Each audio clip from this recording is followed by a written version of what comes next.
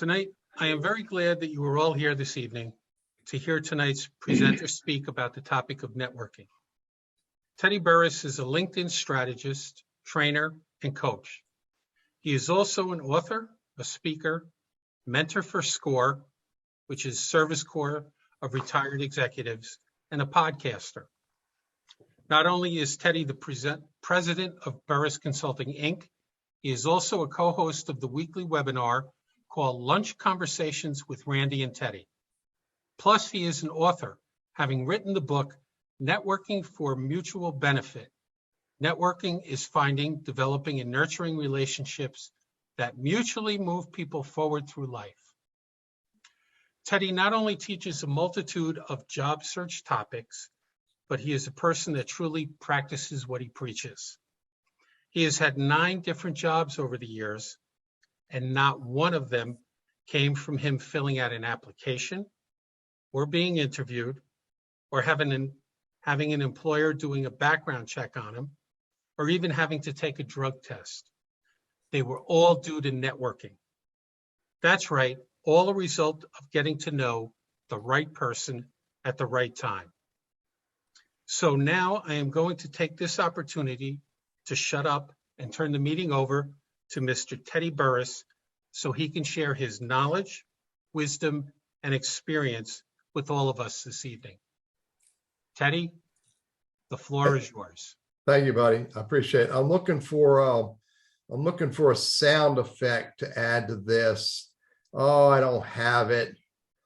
I mean, that's not the one I want. I wanted applause, but I don't have that sound effect. Hey, where'd you get that intro, dude? Because I didn't give that to you. I wrote it. Thank you. That was I appreciate that. It was really cool. Thank you very much. So, My pleasure. this is going to be a conversation. This is not going to be a lecture. This is not going to be I don't do PowerPoints. I throw up when I see PowerPoints. It's going to be a conversation. So Dagmar, plan on engaging, please. I can't stand PowerPoint. I switched from PowerPoint to Prezi, and I fell in love with Prezi.com, really cool site. And then I just decided it can be simpler than that. And I went to Google Slides.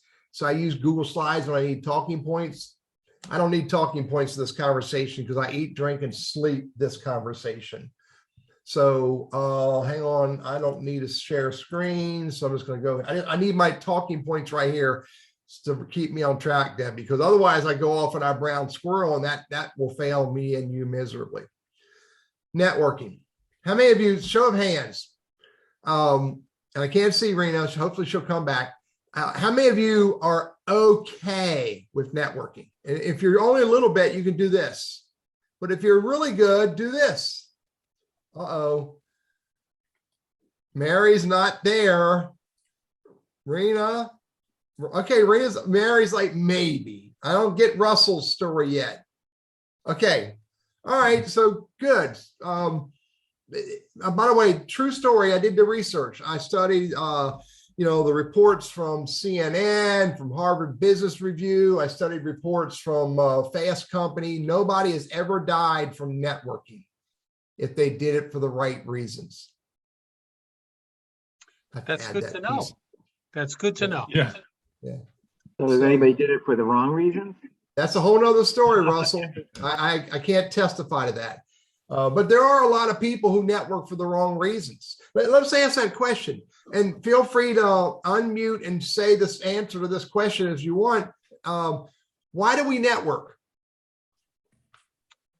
Oh, there's a multitude of reasons. Yeah. Give me one. To get information. Okay. Give me another one.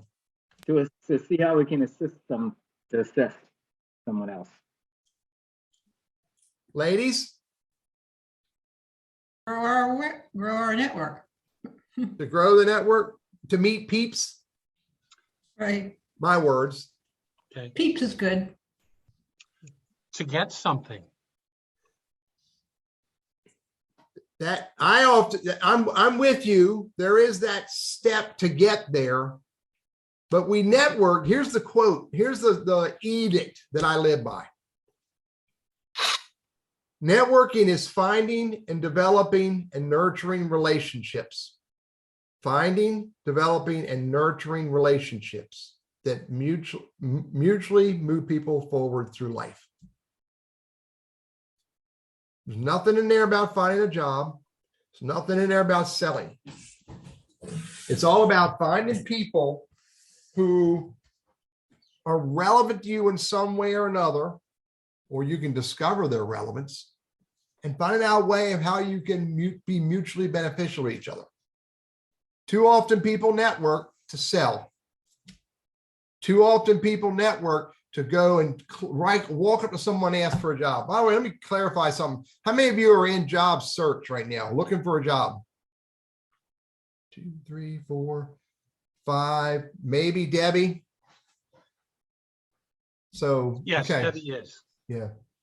So, hey, I'm gonna ask another question, and don't be embarrassed if you give the answer that I don't expect. How many of you are spending hours every day staring at Indeed, Monster, Simply Hired, LinkedIn, Career Builder? How many of you are staring at emails that you get from those job sites on a regular basis? Not for hours, but I do. At night. Yeah. 5 or 10 minutes, 2 or 3 minutes? Probably 5 to 10 minutes from Indeed and LinkedIn. Yeah. I'm a certified career transition specialist. I've been doing it since 2008. And I'm a rebel. I do things way different than most people. I think you're figuring that out now, just in our early banter. I teach this philosophy. Stop looking for a job. Stop asking for a job. Stop applying for jobs. That's what everybody else is doing. You want to do it differently? You want to be more successful at it? Do you want to find a job or the job? It's a big difference.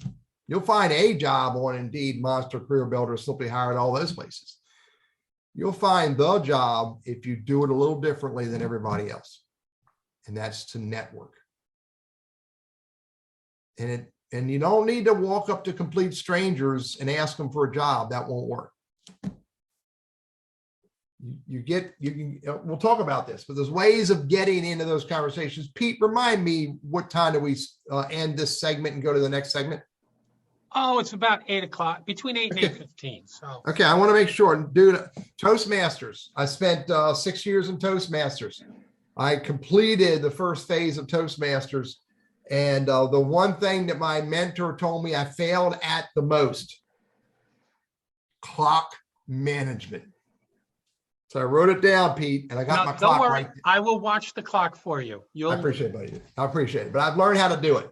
So Okay. Anybody ever meets Joel Shanker, tell him that you met Teddy and he did a better job at clock management. Look, if you really want to find the career that really is what you want, here's some ideas. Number one, be as clear as you can be to what it is you want to do. The clearer you are at what it is that you want to do, the more focused you are on the steps to get there, and the easier it is to have conversations with people about your ideas. Have you ever done this? Walk up to someone and go, "Oh my God, Debbie, what's going on? How are you? Good to see you. What's going on?" And the words along the lines of, "I'm looking for a job." And they go, "Oh God, Debbie, how can I help you? What is it you want to do?" "I don't know anything." And that person just shuts down because they can't help you with anything. "Oh, I want to do something in HR. I want to do something." Let me go look and see who Debbie is again. I have you all right. I have most of you up here. IT. I want to do IT. I want to do transformation. I want to do something in, IT management. Something in IT management. Software, hardware, infrastructure, talent acquisition, talent management. The clearer you are at who you are and what you want to do, the easier this journey is. And there's a side journey. You can while you're going on this journey to figure out what it is figure out and find a job through the conversations. There's a side journey you can go on called dream out loud, share your dreams with others.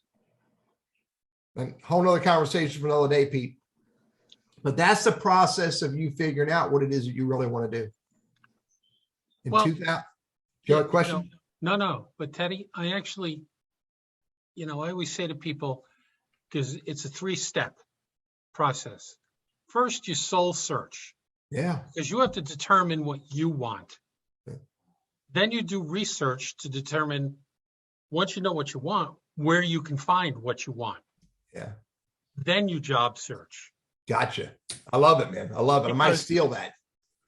Feel free. Because if you don't know what you want and where you You'll can never find get it, how are you going to look? And how Yeah. can you ask anybody else to help you? Yeah. Yeah, absolutely. So does everybody, everybody have a pretty good idea what it is you want to do?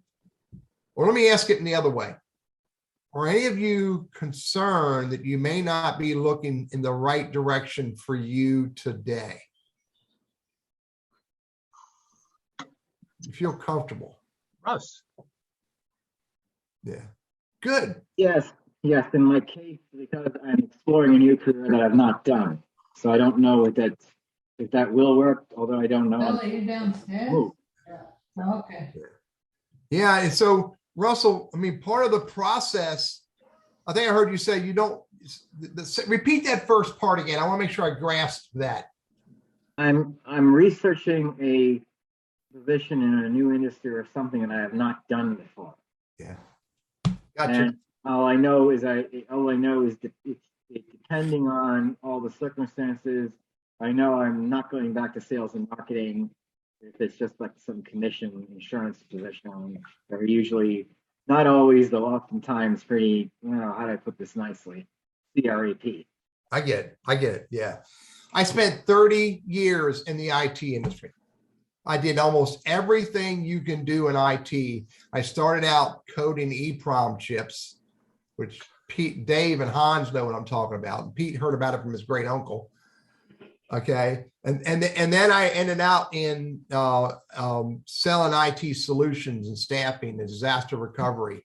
And I did everything in the middle, including an $8 million Oracle applications project that I got signed off on and got my bonus 1 week before the company went bankrupt. I don't care.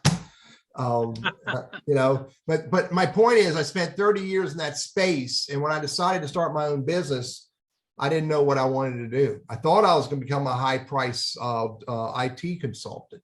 And I had people who were interested in doing that, but like, really? Look what I've become. I've become a public speaker, an author, a videographer, a YouTuber, a trainer, a coach, all about LinkedIn. And my side hustles are volunteering as a career coach and a SCORE business mentor. That would never have happened if I would have stayed on my couch dreaming by myself about what it is that I could do. Because I probably would have picked something stupid like be a dock boy, which was one of my ideas, which I found out they don't get paid. But it was really going out and having conversations with others that got me to truly think about this thing that I'd never heard about before. I'd never thought about before until I started meeting people who, what I refer to as play in that sandbox with the toys I want to play with. So you got to know who you are, what you want to do, because it makes it clearer and easier for you. Now, here's the other thing. We're gonna play this. I'm gonna get each of you to share this with me. This is the part where you absolutely get engaged in, Debbie. So strap in. It's going to be fun. I'd like for you to share your 15-second commercial with me. Oh, yeah. Anybody want to start? I think Simon does. Sure, I can give it a go. I don't know if I can keep it to 15 seconds, but I'll try my best. My name is Simon Weifenbach. Hey, Simon, 1 second. Simon, 1 second. Am I too fast? He needs Go. to find his timer. Go. Okay. My name is Simon Weifenbach. I'm co-founder of Cornerstone. Cornerstone is a management consulting company who helps fintech SMEs to become more scalable. Dude, good stuff. How you And that started was not prepared. So Really just to let you good. know. Anybody else want to share their 15-second commercial, their 15-second pitch? Russell ran away. No. I think that Hans wants No. to. I do. Yeah, Hi, look. my name is Hans Vredeling. I have extensive experience in. Do you want to start your timer? Oh, you did. I have extensive experience in the media marketing and music royalties industry. Currently, I'm working as a consultant, and I consult companies in the field of technology choices, operations optimization, and any other areas of the operation that they need help with. Not bad, Hans. I'm gonna give you some coaching and some ideas. One more. I'd love to hear one of the ladies. Yeah, I was going to say, Debbie, I can tell by the look in her eyes that she is just dying to do it. She wants you to hear this, Teddy. This one is just for you. Go ahead, Debbie. Dying, got sweat coming out of my eye. Come on. Shannon, I'm an IT executive who's also a CPA, CII CISA. My passion is solving complex problems, being both hands-on and strategic. Once I know what the organization is trying to do, I can see them. Okay, well, you know. That's okay. Look, we were taught when, in networking and chamber meetings and networking groups to have a 60-second commercial because that's all the amount of time you have in an elevator pitch. Yeah. That was the model. You got to be able to do it while that person's walking towards the elevator or in the elevator. Nobody wants to listen to a 60-second commercial. Nobody wants to listen to a 30-second commercial. And here's the other philosophy that I want you to think of. No one cares who you were. And they don't even really care about the steps that you do. They want to know what you can do to create value for them. Now, this gets tricky because if I'm sitting in an interview, my 17-second commercial might be a little longer because I'm talking to the dude or the lady who it's highly relevant to. But if I'm at a networking event or I'm in just meeting somebody for the first time, it's short and sweet and simple, and the goal is to create interest if interest is to be created. I'm Teddy. I'm a LinkedIn strategist. I help business professionals get real value out of their use of LinkedIn. Do you use LinkedIn? Period. So think about, they don't want to know all the story. They don't need all the luggage. They don't need all the backstory. What they want to hear in networking, this is not interviewing, in networking, Dagmar, they want to know who you are. Who am I? Well, Teddy, so, but what you're talking about, and I'll say commercial versus elevator pitch. Yeah. It's a different thing. Or are you saying it is the elevator pitch, but it's a 15-second? I'm saying it is your overall pitch, whatever you want to call it, your elevator pitch, a 30-second commercial, whatever. It's how you introduce yourself. Look, I went to chamber. Anybody ever go to chamber events on a regular chamber of commerce's? Networking events every week, show up at a networking event and everybody stands up and they give their 30-second commercial. The dude's got a 30-second timer and you're sitting there going, because nobody listens to them. They're way too big. They're too much stuff. Right. And what's really important is just say enough to where you get their attention. And if what you do is relevant, here's what's going to happen. They're going to ask you to tell them more. Okay, so If you're what saying you just do- basically what their appetite. Yeah. Now, don't misunderstand me. when you get into a conversation with somebody one-on-one and you're trying to get that person to know a whole lot more about you so that they can introduce you to other people, you're going to give them more information about who you are and what you do, but you do not need to tell them about your past. Nobody cares about your past until you sit down with HR. What they want to know is, who are you and what do you do and what do you strive to do? What do you enjoy doing? What do you love doing? That's what people want to know about. Tell them that story. There's a book. Most of my books are on Kindle. This one's not. Designing Your Life. Okay. Bill Burnett and Dave Evans. Designing Your Life. You know what these dudes did? I was appalled when I found out what they did. They did this back in 2016. They hooked up some freaking wires to my head and they wrote the book. Because what they write, I subscribe with it all, especially the last half. In the last half, they talk about networking. So it's a great read for you. So my point I'm trying to make here is this: know who you are, be clear, as clear as you can about it. And then when you tell people, tell them in 17 seconds. And if you're talking to the right person, they're going to tell you, they're going to ask this: tell me more. Otherwise, people will get bored and they tune you out. And the moment they tune you out for the stuff that is irrelevant to them, they don't catch the stuff that is relevant to them. Mm-hmm. I've been married 44 years. Believe me, I know that.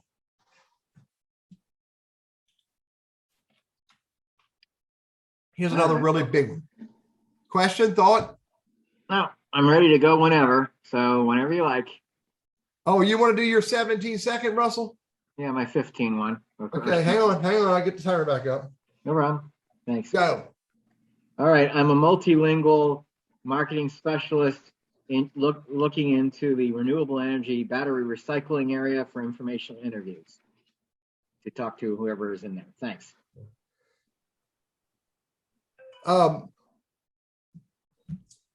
Don't tell them what you want to do. Yes. Just simply tell them who you are. I mean, multilingual, I'm a paraphrase, Russell, so apologize for not being as succinct as you were. I mean, multilingual marketing professionals. I love to help in the renewable space. I love to help people in this space with their marketing. For me, it's really rewarding, period. Yes.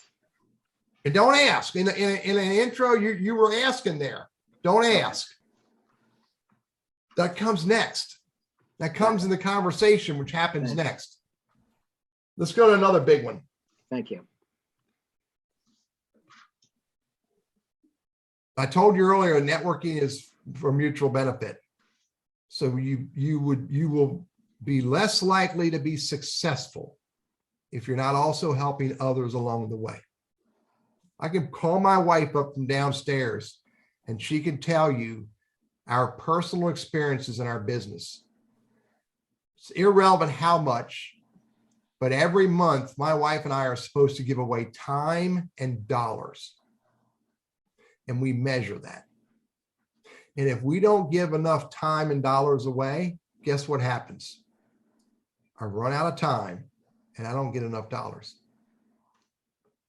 And we know, I mean, I can align our forgetting to tithe or give or whatever you want to call it. I can align those periods in our lives when we didn't do what we're supposed to do, where business got tough. I can tell you those months. And so I share with you this. I know in my personal life, the more I give, the more I get back. Call it whatever you want to call it, life, God, or karma. When you do it with no expectations. So I encourage you to find ways to help others. You don't need to bend over backwards. You don't need to give 2 hours or 3 hours here and there. Giving can be as simple as listening to someone's plight, listening to someone's concern. It can be as simple as like, oh my golly, I know this dude you need to meet, or a lady, and introduce somebody to somebody else. But never forget to give.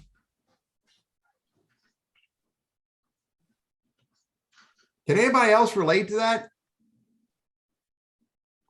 Yes. Absolutely, yeah. Yeah, not necessarily the direct correlation, but definitely that it pays off, whether it's immediately or over time. Yeah. Yeah. Here's another big one. Do each of you have a list of 25 companies that you are interested in learning more about? Simon's like this. Mary's like this. Dagmar's no. Hans is yes. Debbie's yes. And yes. Thank you, Rena. Well, good. So you got a list of 25 companies that you're interested in. I know you're probably using the words in your head, interested in finding a job at. Target companies. I want to pull you back a step, and that pull you back to discovering more about those companies. So Rena, thanks for jumping in. So what are you doing with that list? Research. And what are you doing when you find research? What are you doing? Well, looking for people who work for those companies. Keep going. Learn the most as you can about them. Yeah. I mean, okay, who else? I'm going to play with that in a minute, Rena. Who else? Okay. What are you doing with your list? Mary? It's like, oh crap, he called on me. Yeah, so I don't have a 25 list. My list is kind of small, but the list that I do have, I've just reached out to the people to learn more about the company and to confirm what I'm reading. Yeah. So when you reach out to them, either you or Rena, when you reach out to them, are you just send them LinkedIn messages, or are you calling them? What are you doing? How are you reaching out to these people? Look at that. How are you doing that? From my experience, the ones that I have reached out to have been through LinkedIn. Okay. Rena, how are you reaching out to these people? Through LinkedIn. So you send them a LinkedIn invite to connect, or a LinkedIn in-mail, or what are you doing? In mail. Same thing, Mary? Mm-hmm. Do you know these people? The ones that I have reached out to, yes. Okay. All right. Rena, the people you're sending emails to, do you know them? Getting to know them through this process. Have your target list of 25 organizations, because you're going to peel off companies. You're going to find out that this company, ABC Dust Bunny Incorporated, is a sucky company, and the manager is an idiot. So you're going to strike his name out. You got to add another one. You're going to find that, here's a company you thought would be great to work at, and you're going to find out it's not going to be that great. You're going to put a strike mark through them. By the way, you never black it out. You just put a strike through mark so you can see the name, but you won't focus on it. And you have to add another one. You just can't have 25, because those first 25 may not get you where you want to get to. But what you need to do, as Mary and Rena said they do, is you need to find the people who play in the departments that you want to play in. But do not send them an invite to connect. And actually, the last option would be sending them an in-mail. Here's a better option. Find somebody that you know who knows that person. Now, you may not have that, depending upon how big your LinkedIn network is and maybe how focused your LinkedIn network is. But if you keep growing your LinkedIn network during this journey, it gets easier to find people who knows peoples that you need to talk to. So the most rewarding, Debbie, go ahead, unmute. So I have a question. So if, for instance, I had gotten my list of target companies from D&D Hoovers, and I got an extract, and it had 250 names on there, and none of the names are familiar to me. Is there an easier way to whittle the list down other than starting with A and going to Z? I would not work a list of people from Dun & Bradstreet or from Hoover's. There's actually another name now. I would not work a list of people from there.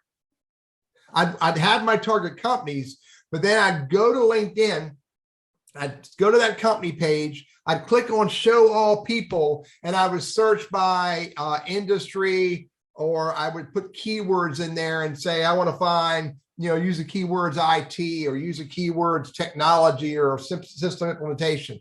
I would go to LinkedIn, look for people who are currently at that company or maybe previously at that company who had these words in their LinkedIn profile somewhere, or these words in their title somewhere.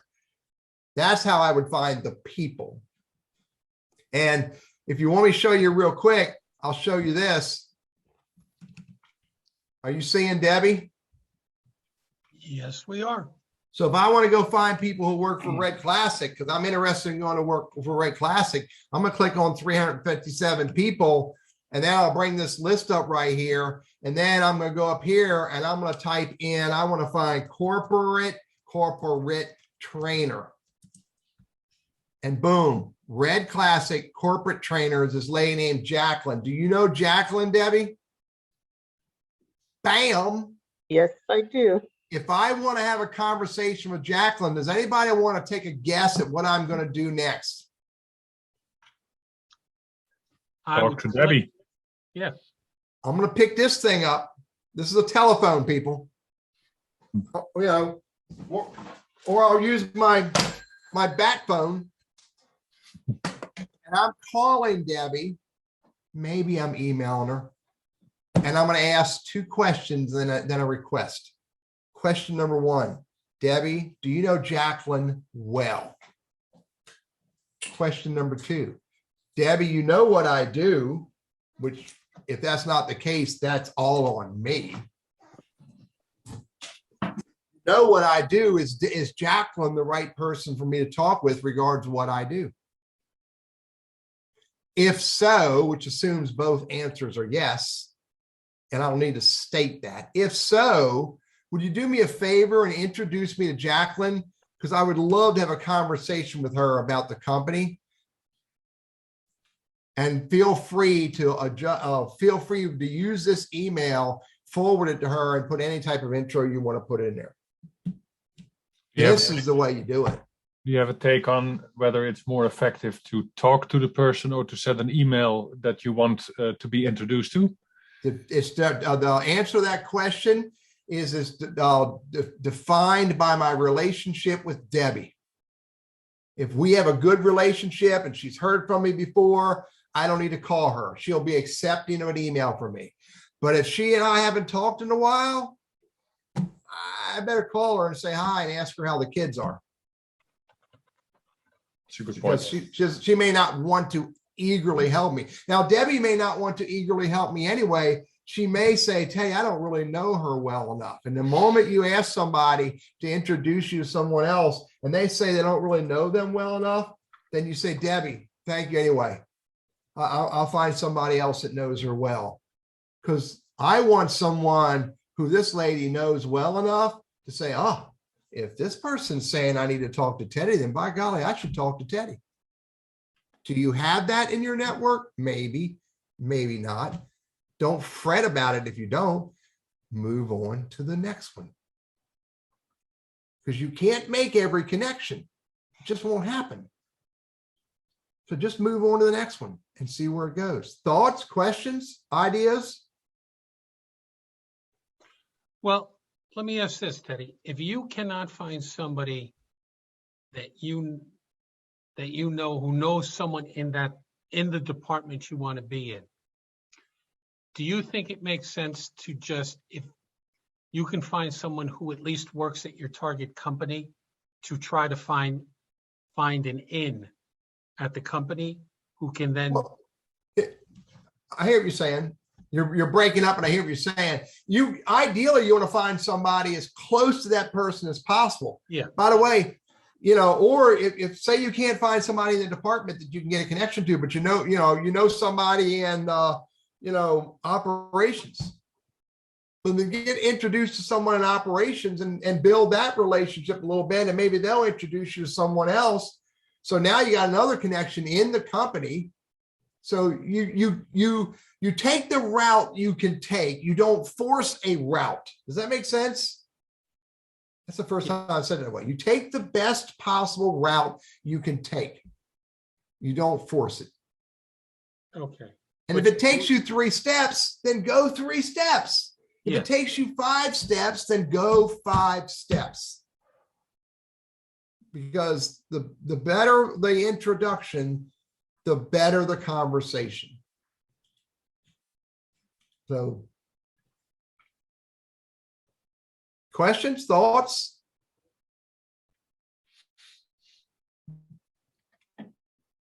No. Simon?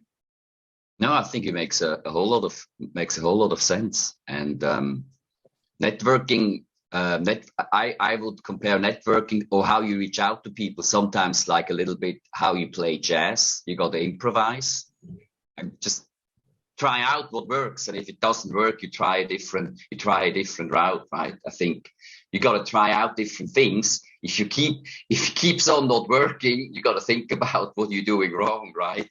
Yeah. Yeah. And by the way, when you get a meeting with someone, do not yell checkmate.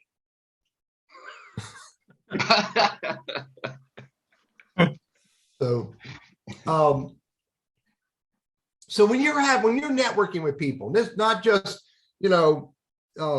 networking with the person that you hope they may know about jobs and division. I mean, I know what you're looking for. We're all looking for networking, having a conversation, a one-on-one chat with the person who owns the purse strings, has the opportunity to hire, has the opportunity to contract. That's what we're ideally looking for. I get that.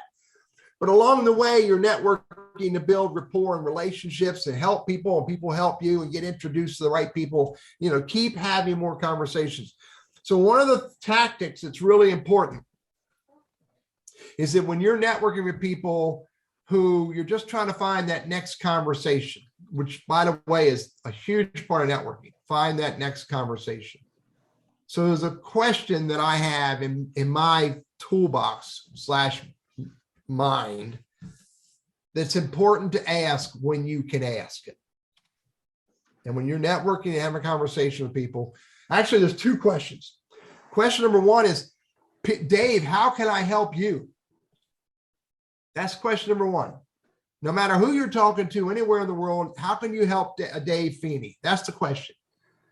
Or how can I help the person I'm talking with? And you respond to that appropriately.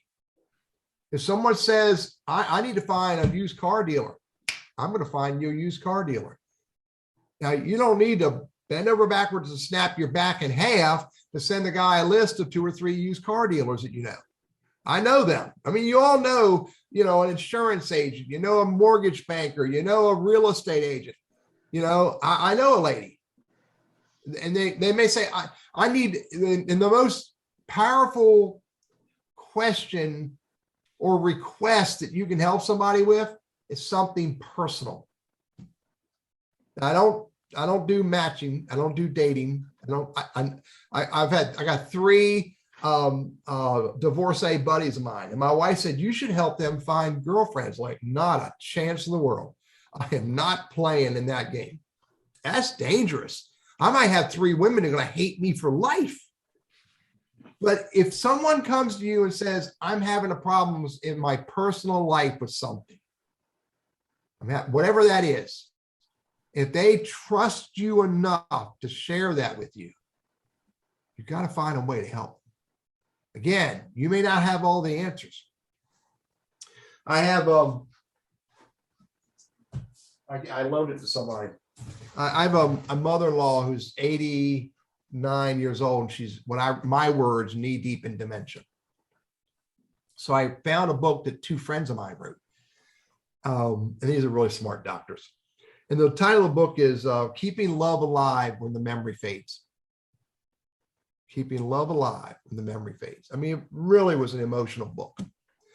My father-in-law was struggling with being the spouse of a person who's in dementia or has dementia. It's a disease, Teddy. And I sent him a copy of the book. I said, Ray, I'm sending you a book that I've really got a lot of value from, and I think you'll get value from it. I was telling this story to someone else about my mother-in-law, and this lady goes, my father-in-law has dementia, and it's killing us. I got her address, and I mailed her the book. I just want to look, I got value from it. I think you can too. The book I gave her is now in like the 4th or 5th family member's hand. The book that I gave my father-in-law is now in the 4th or 5th family member's hand. Now, I didn't get anything from that. I didn't want anything from that. But she messaged me back, and she was very appreciative of what I did for her. Very appreciative. Now, am I going to call in an IOU? Not a chance in hell. Excuse me. Not a chance in the world will I do that. But at some point, I might bump into her or somebody else that I did something for, and there may be a need for a conversation where I may need help. And the fact that you help somebody personally, they are more likely to want to do whatever they can to help you in any way they can. Don't call in markers. And they may come back to you and say, Teddy, how can I help you? And if relevant and appropriate, you can ask for something. I actually, whole other story, stood in line on November 4th, years and years ago. A lady was telling me, I met a lady that I'd known for years. We got together and had lunch. I wanted to get into the bank she works at. She told me very personal, horrible stories. And I listened, as I should. And my wife would say, I struggle doing this. And I know I do. And I listened. And at the end of lunch, she said, oh my God, Teddy, I spent the whole time all about me. What can I do to help you? Not a chance in the world was I going to ask for help. That would have been rude. 6 months later, I messaged her and asked her how things were going. And she asked the question again. I said, I would love to chat with you about the project I have. We talked again and moved that idea forward. Help people personally, and they're more likely to want to help you. But do it with no expectations. Just know it works. Russell? I want to say that's excellent, because you know what, the art of listening is everything to somebody. Or to most of us. Yeah. Right. Yeah, absolutely. So it's powerful. And we have this conception that we've got to necessarily do something for them or something grand. So that is grand for somebody else. I'm with you, buddy. I'm with you. But always try, where relevant and appropriate, to get to the question. After you've offered to help them, you know what I'm trying to do. You know what I'm all about. You know where I'm going. At least, hopefully, you've shared that. Who do you know I should talk to next? That's the question. And maybe they have an answer. Maybe they don't. But that is the question. Never ask, who do you know that has a job? They don't know that answer. Never ask, do you have a job? That would be ludicrous. You should know whether or not the company there that he works for or she works for has openings. Maybe the question would be, hey, Steve, I know that your organization is trying to fill this position. Who do you know that I should talk with about that job? Don't ask for a referral. Ask for the conversation with the hiring manager, not HR. HR is not your friend unless you're looking for an HR job. And by the way, I do another volunteer thing every Thursday morning. And my sidekick that I work with is spent 35 years as a senior VP. He ended it as a senior VP of HR at Sealy Mattress. He hates me because I'm saying that satirically, because I say HR is not your friend unless you're looking for an HR job. You want to talk to the person that runs the department that is bleeding. Talk to the department head who has the need. So that's who you want to get introduced to. Then you can follow up with an application, send a resume, but go for the conversation first. Questions?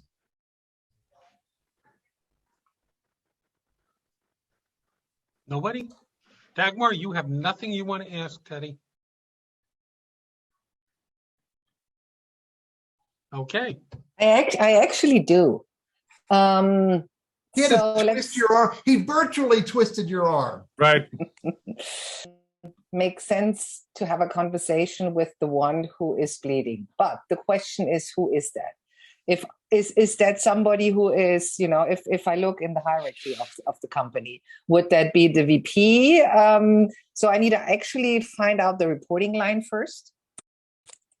Maybe, but you don't need to go do all that research. You're talking to somebody, and they may say, "Well, I know this is guy in this company," or you find a job listed on Indeed or Monster or Career Builder or whatever. You're like, "Man, that job excites me. I got to go have my conversation first." So then you go find people that can introduce you to people. Maybe you'll get lucky. Again, the size of your network would depend upon how easy this is. You're trying to find somebody that works at, that company that I was talking about earlier, Red Classic. And so you find somebody who may know somebody there, and you ask them, "Hey, here's the position that I see listed. Do you know anything about it? Do you know anything about the department? Do you know anything about the company? Listen to my methodology there. Do you know anything about this specific job? Do you know anything about the department? Do you know anything about the company?" Never ask you know about the company. "Oh, yeah. They're going to go down a rabbit hole with that conversation." But you missed the opportunity to ask, "Do you know anything about the specific position or the department?" You're looking, I got this. I'm glad we're recording this, because this is the first time I ever said it that way. You want to go for the what's it called? The fruit in the pod. And it by the way, this takes time to practice. I mean, I've been getting better at this for a long time, but the way you get better at it is keep doing it. And then you'll do something stupid. You'll say something stupid, and you have to apologize, and you go into your closet, you close the door, and you kick yourself. You come out and you've learned from that. I'm telling you. Well, Teddy, this is like any other muscle. You have to keep working it out and exercising to get it stronger and better. Yep. I like the idea of starting with the ask for the specific, and then, fanning out if you want. That makes sense. Yeah. Never thought about that, actually. Yeah. Hans, I'm highly compensated for my intelligence in my mind. I was going to say, that just popped up. That just popped out of the conversation now. Great. Yeah. So thank you for helping me make that happen. So here's another big one. When I started my business, when I started selling IT solutions in 2005 and all the way into 2019, I drove 30,000 on average, 30,000 miles a year. All over North Carolina, South Carolina, Georgia, Florida, networking like a crazy man. I mean, I would drive, 88 miles round trip for a 1 hour networking event.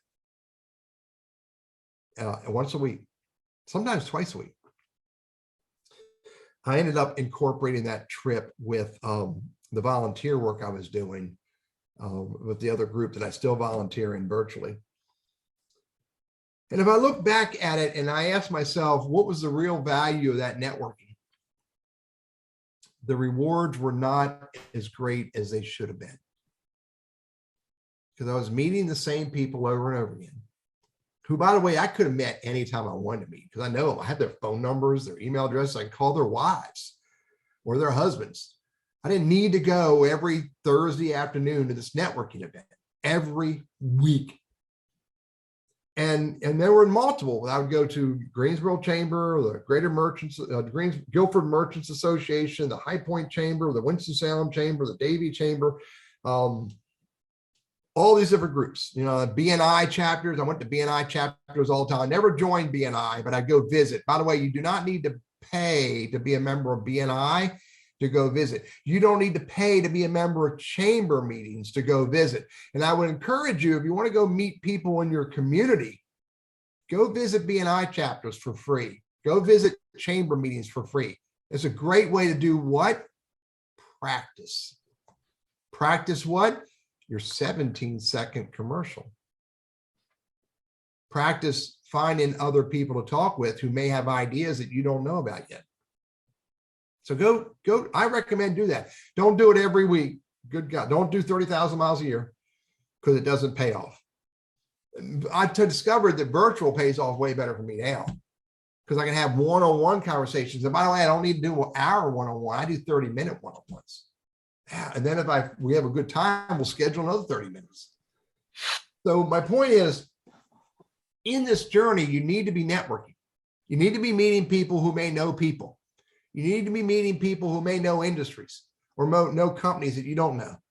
And by the way, the person who sells, copier equipment, or the person who sells, PCs, or the person who does staffing, the recruiters all go, a lot of them, the business development people who work for staffing firms, they go to networking events. It's a great way to run into recruiters. How many of you on a regular basis, at least once a week, have a conversation just with a recruiter just to say, hi, how are you? It's a missed opportunity. These recruiters, especially the ones who work a full desk. A full desk recruiter means they're responsible for selling a book of business and finding the people. That's called a full desk. That's a lot of work. Okay. So but the better the relationships you have with recruiters who staff the kind of people that you are, the more likely they're going to remember you when that job opportunity runs by them. If you only show up to ask about a specific job, then you're needy and they're not really interested in spending time with needy.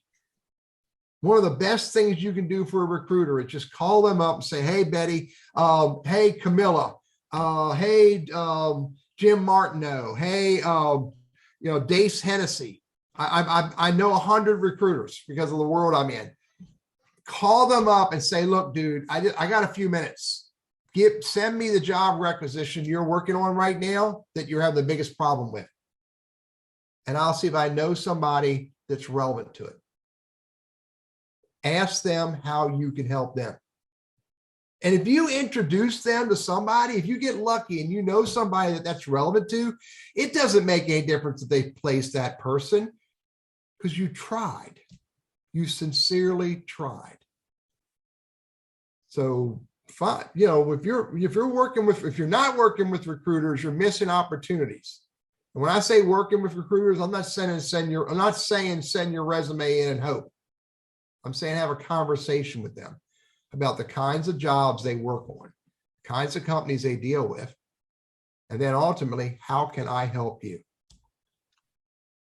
Teddy, Mari has a question, but I'm going to ask it for her. I could see it in her eyes.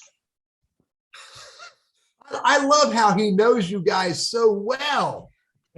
Okay. The question is, Mari is in a very specific industry. She comes out of healthcare, hospital. If she wants to know specific recruiters for that industry, how would you suggest she find and introduce herself to those recruiters? Right, Mary? Don't you have that question? I do, actually. Thank you. Mary, first of all, keep growing your LinkedIn network. Are you connected to all these wild, crazy people? Some I am. I know them because I worked with them. But you know them because you're on this call with them. Mm-hmm. So you should connect. Every time you. Oh, I'm sorry. You meant the people who are here. Yes, ma'am. Here. Okay. Yes. I know them all. I just noticed something. I thought I was making Simon's screen go weird with my hand when I was doing that. You should make a new connection every day of your life. And every time you show up at a networking event, you should pay attention to who's there because they are now relevant to you. Why? Because you just met them. And you should send them an invite. My business card process is very clear. Every time I get a business card, which doesn't happen so much anymore, but I got all your names on the screenshot because I just did screenshot. So I got all your names on the screenshot so I can, and I've actually looked all of you up on LinkedIn. But every time you get a business card, you meet someone new, here's the process. Put them in your personal contacts. If you got a phone number and an email address, which I don't have for you guys, and that's okay, put them in your personal contacts because they are personal connections you made. Now, I'm a Google workplace guy / Gmail for business. I put them all in there and I put them in a category called networking. Okay, my people I do business with are clients, and then the people I live with are wife, and the people I raised are daughters and family. You know, I'm being a little facetious, but put them in there so you don't lose them. I don't carry business cards around. I don't need to. I got everybody. It's 5,000 names in here. Okay. That's step one. Step two. And you may not be able to do that in virtual networking as easily. You may be able to, because a lot of people sent their email addresses in the chat. Secondly, look for them on LinkedIn. Send them an invitation to connect on LinkedIn. Simon, great to meet you at St. Patrick's Urn, man. I hope you had a good time. I apologize. I was a little over the edge. Sometimes I get that way. I think Pete calls it to happen. If I can help you in any way, let me know. Teddy. Okay. Connect with them on LinkedIn. Here's the third step. Those who are highly relevant to you, after you've sent the email and said hi, put them in your contacts, send them an email to say hi if you have their email address, send them a LinkedIn invite to connect. I missed that step. Put them in the contacts, send them an email, hey, good conversation, whatever. Send them a LinkedIn invite. Good to meet you at St. Patrick's Urn. Please connect with me on LinkedIn. Then here's the next step. If they are highly relevant to your journey, ask for a deeper conversation. This is the part, this is the core functionality of networking. And Mary, I'm gonna get to the question about how to find more recruiters and how to get introduced to them in a moment. But it starts with you keep growing your network. And along the way, you're gonna meet people who may be working with recruiters or know recruiters. Anybody on here actually personally know a recruiter? Pete does. I expect that. Russell does. So somebody asked me to introduce you to an IT recruiter in North Carolina. I know a dozen. Someone asked me to introduce you to a healthcare recruiter in North Carolina. I know 3 or 4. Someone asked me to introduce you to an in-house recruiter at Wake Forest Baptist Health, Atrium Health, Cornerstone. I know them. Presbyterian Hospital. I know them. So you got to meet people who know these people. That's the richest, maybe not the easiest, but the richest way to get introduced to recruiters is find people who know them. Now, there's another process. You could, Mary, give me a name of a company you would like to go to work for. Or no, I'm not wrong words. Give me a name of a company you'd like to learn more about. Learn more about. You're thinking work for, I'm okay with that. Let's say Northwell. Rockwell? Northwell. North, N-O-R-T-H-W-E-L-L? Mm-hmm. Northwell Health. Northwell Health has got almost 36,000 employees on LinkedIn. Are you connected to any of them? I believe maybe 2 or 3. Okay. Probably not in HR recruiting. No. But you could reach out to those 2 or 3 and say, look, I'm not calling about a job. You got to put that clarification out there. I am not calling about a job. I only want to talk with somebody in talent acquisition so I can understand a little bit more about the kinds of people they look for. And by the way, Northwell has a bunch of jobs on LinkedIn. I see all jobs. Looks like they have 111 jobs. Have you looked at those? Yes. Are any of them of interest to you? Yes. Have you reached out to these 3 or 4 and said, I'd like to have a conversation with somebody in those departments? Do you know who I should talk to? I have not. Is that something you think you could do? Yes. I mean, that's the magic. Otherwise, you are nothing more than a number. Yeah. And you don't want to be a number. And you don't have to go to the recruiter if you can get these three or four, one of these people to introduce you to the right person. And maybe they don't know the right person. So they're not, you know what, if they don't know the right person and you know that you want to be in a specific division, you know, administrative, HR training, or what do you want to do? HR training, what do you want to do? So I'm in operations. I know. Yeah.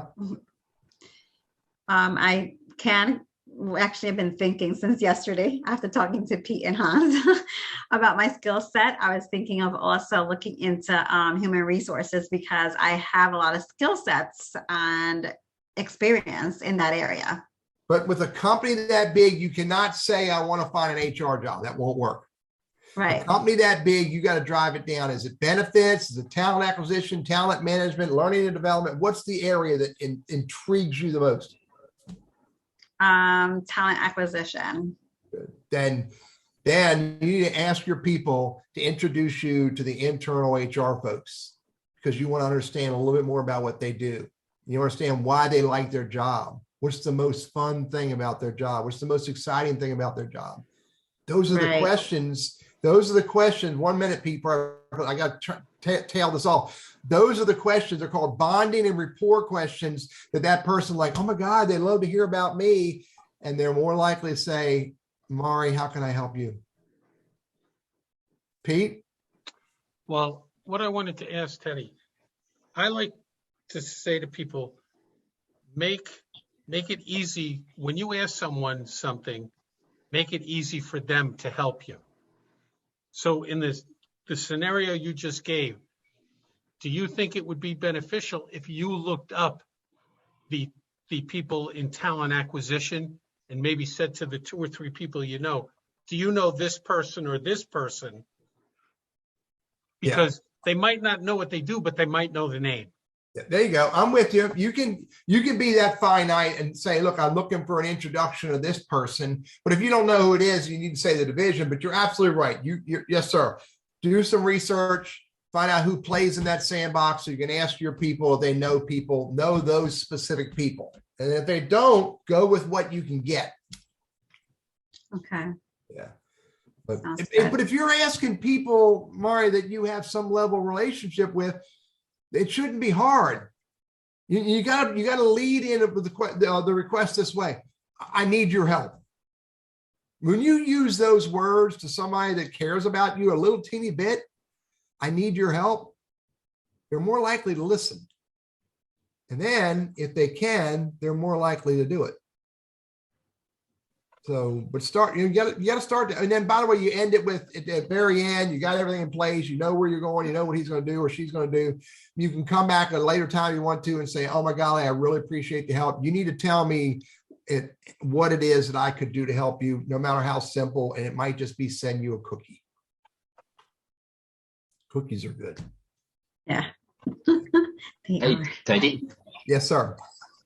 Just a quick question, sort of follow-up question from this conversation now. It might be a leading question. What do you think about personal marketing plans?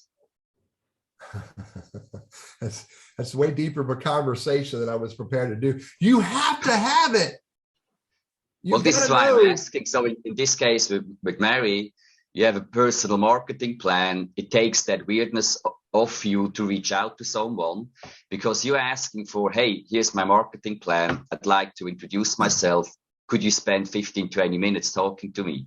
And it's so much easier than sitting in front of your screen going, how the heck am I going to reach out to this lady? Or as you say, to the dude on the other side, right? If you have a marketing plan, it goes much, much easier. So you're using a phrase that I use differently. Okay. A marketing plan, a personal marketing plan is much bigger than what you're referring to. In my book, what you're referring to is a networking profile. Yeah, exactly. You're right. People show up in networking with resumes. Do not take a resume to a networking conversation ever. The moment you hand somebody a resume, you're saying to them, help me find a place for this. Take what's called a networking profile and you go to ncwiseman.com, do a search for networking profile. You'll find the document on there. And what it does is it says, this is who I am. These are the kinds of companies I'm interested in. These are the Okay. kinds of roles I'm interested in. Maybe in this region. These are the kind of people that I'm looking to talk with. You hand that to somebody and they see company types, industry types, people, and they go, well, I know somebody who does that. Well, cool, dude.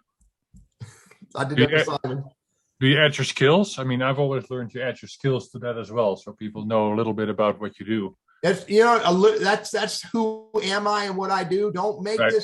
don't make it look like a resume. Right. You're not trying to sell them on you. You're trying to tell them who you want to have a conversation with. So a few skills is okay, but if you make it too heavy, then it's going to burden them. Give them the simplest thing to help you find your next conversation. Good advice. Dagmar? I have a value proposition deck. A value proposition, what's it called? Deck. I have a few slides. Nice. Is it a PowerPoint? Nice. Yeah, it's a PowerPoint. Nice. And We talk about this already. but Just it show your moves. picture, Teddy. You said you said the forbidden word, Dagmar. I said You the forbidden PowerPoint. word. Yeah, You know- I said PowerPoint. Dagmar, there's nothing wrong with that. I mean, I'm being facetious, but again, you don't want to give something that's too heavy. No, it's colorful. It's bunt. I had that conversation with somebody as well. I understand your point, but remember, give them the simplest thing you can give them that can help you get that next conversation. Now, you may use that deck in a deeper conversation, but if you're handing, especially virtual networking, if you're in virtual networking, a guy did that to me today. And I got a few minutes left. A guy today, he wanted to meet with me. I know he wanted to pitch me. I knew he wanted to pitch me, but I also wanted to know more about his company. He brought up a 7-slide PowerPoint. And he wanted to tell me everything about his business. And I said, man, all I need to know is, what do you do? And so I'm with you, Dagmar. Just think about it, if you can make it lighter. That's the words. Can you make it lighter? So it's easier to hand it to people. But that helps you draw the bigger picture. And I'm with you. Sometimes the bigger picture is worth having a conversation about. Let me end with this, and I'll hand this back to you guys. I'm 64 years old on Saturday. I expect large, expensive, returnable for cash gifts. I don't. But my point is that I have had many jobs, and I've done work with hundreds of companies over the last 12 years. And they were all, and I had that banner behind me to remind me, because I see that when I'm talking to you. It all starts the conversation. It doesn't start with a sales pitch. It doesn't start with a resume. It doesn't start with an application. It doesn't start with apply an application. It starts the conversation. That's the richest stuff in life, happens through conversations. Think about everything in your life that's happened. How did it happen? How did you decide what community to be in? How did you decide what spouse to have? How did you decide on that fourth spouse? How did you decide on what car? The fourth spouse thing was a joke. I was gonna say I didn't even get to decide on the spouse. She did that for me. My And I'm only spouse. on my third. No, I'm kidding. Kudos to you, Pete. Keep trying, buddy. My wife told her girlfriend the first night that we met, she said, I'm going to marry that guy. Now, if she would have told me that, she didn't tell me that. But I'm glad that I caught up with her. But my point is this: try to have as many conversations as you can have, and measure this, by the way. I teach on prospecting to measure what's happening. How many people did I connect with who were relevant to what I do? How many of those did I get into a conversation with? And how many of those conversations led to another relevant conversation and maybe to an opportunity? How many people did I connect with who are relevant to me? How many of those people did I have conversations with? How many of those conversations led to next conversations or opportunities? And if I can help you along the way, if you can't find me, I have failed you miserably. I'm all over the internet. Pete, back to you, buddy. Teddy, thank you very much. That was great.